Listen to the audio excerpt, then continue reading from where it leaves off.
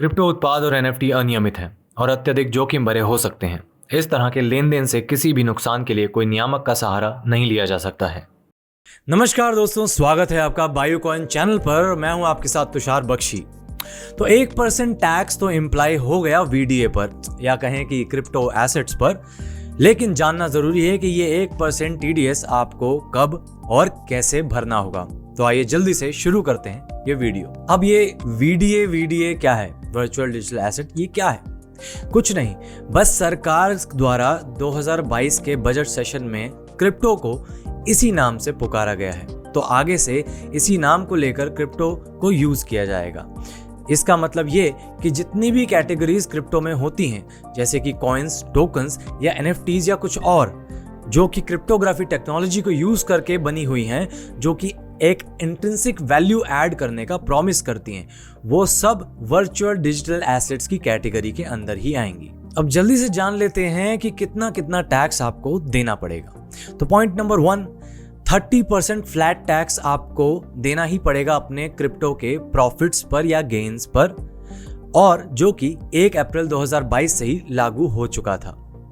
दूसरा, जो अभी अभी फ्रेश आपके सामने आया है, जो कि 1% टीडीएस आपके क्रिप्टो यानी कि वर्चुअल डिजिटल एसेट्स को सेल या फिर ट्रांसफर करने पर लगेगा। तो जब आप आपके प्रॉफिट और गेन्स को, जो कि क्रिप्टो में हुए हैं, उनको आईएनआर के बदले कन्वर्ट करते हैं, तो उस केस में आपको टैक्स 30% फ्लैट टैक्स देना पड़ेगा। और बात करें अगर लॉसेस की, कि अगर आपको लॉस होता है क्रिप्टो में, तो आपको कोई टैक्स नहीं देना है। लेकिन अगर ऑफसेट का आप सोच रहे हैं, जो कि स्टॉक मार्केट में मिलता है, तो यहाँ पर वो ऑप्शन भी नदारद है। आपको ऑफसेट करने का मौका क्रिप्टो में नहीं मिलेगा कि आप किसी और कॉइन के लॉस को किसी दूसरे कॉइन के प्रॉफिट से कवर नहीं कर सकते। क्रिप्टो और आईएनआर विड्रॉल के केस में कोई टैक्स नहीं कटेगा, और अगर आप किसी एसेट को खरीदते हैं आईएनआर यूज करते हुए, बाय करते हैं, तो भी कोई टैक्स डिडक्ट नहीं होगा। और टीडीएस 1% टीडीएस सिर्फ वर्चुअल डिजिटल एसेट को सेल या ट्रांसफर करते वक्त ही डिडक्ट होगा, जब वो ट्रेड इनिशिएट होगी। तो बहुत सारी टेक्निकल चीजें हमने समझ ली और थोड़ा कंफ्यूजन भी शायद क्रिएट हो गया। इस कंफ्यूजन को दूर करते हैं, आइए एक एग्जांपल से समझते हैं सारी चीजें। तो फर्ज कीजिए आपके बायोकॉइन वॉलेट में एक बिटकॉइन है जिसको आप सेल करना चाहते हैं। आप बायोकॉइन के इजी ओटीसी प्लेटफॉर्म पर गए, आपने एक सेल ऑर्डर क्रिएट किया 50,000 रुपए के अमाउंट का। अब आपकी ऑर्डर समरी में ये मेंशन होकर आएगा कि उसमें 1% टीडीएस डिडक्ट किया जाएगा, जो कि बायोकॉइन द्वारा डिडक्ट किया जाएगा और बाद में सरकार को सबमिट कर दिया जाएगा, दे दिया जाएगा। और ये टीडीएस कटने के बाद 50,000 के अमाउंट पर 1% टीडीएस कटने के बाद, जो कि 500 रुपए था, अब आपके वॉलेट में जो शेष अमाउंट आएगा वो होगा 49,500 रुपीज का। और यही नहीं, आप साल के आखिर में, वित्तीय साल के आखिर में जब आईटीआर फाइल करेंगे, तो इस टीडीएस का रिफंड भी आप क्लेम कर सकते हैं सरकार के पास। कुछ लोगों को यह भी कंफ्यूजन है कि क्या हमें 1% टीडीएस के साथ साथ 30% टैक्स भी देना होगा। तो इस कंफ्यूजन को दूर कर देते हैं। आइए एक एग्जांपल से फिर समझते हैं। ये वेंकटेश है, जो बाकियों की तरह क्रिप्टो में ट्रेड करना चाहता है। तो वेंकटेश ने एक बिटकॉइन, जो उस टाइम 50,000 का बिक रहा था, खरीद लिया। अब वेंकटेश ने मार्केट बढ़ने का इंतजार किया, और जब मार्केट ग्रीन हुआ तो वेंकटेश ने वो एक बिटकॉइन 1,50,000 में बेच दिया।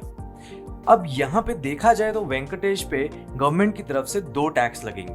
पहला, जो कि 1% टीडीएस है, और दूसरा, क्योंकि वेंकटेश को प्रॉफिट हुआ तो 30% टैक्स। वेंकटेश की बाइंग प्राइस थी 50,000 रुपए और सेलिंग प्राइस थी 1,50,000 रुपए।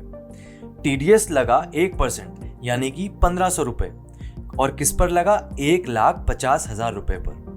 वेंकटेश को बायोकॉइन वॉलेट में 1,48,500 रुपए मिल गए।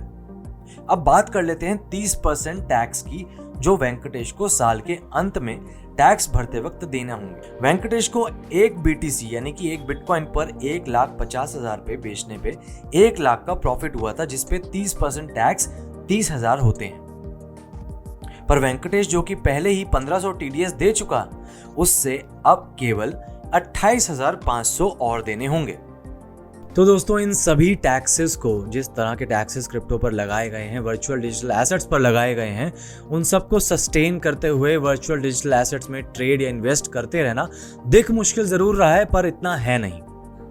अब ज़रूरी ये हो गया है कि एक इन्वेस्टर के लिए कि वो रेगुलर इन्वेस्टमेंट्स में विश्वास रखे और उसी तरीके की इन्वेस्टमेंट्स क्रिप्टो या वर्चुअल डिजिटल एसेट्स में करे।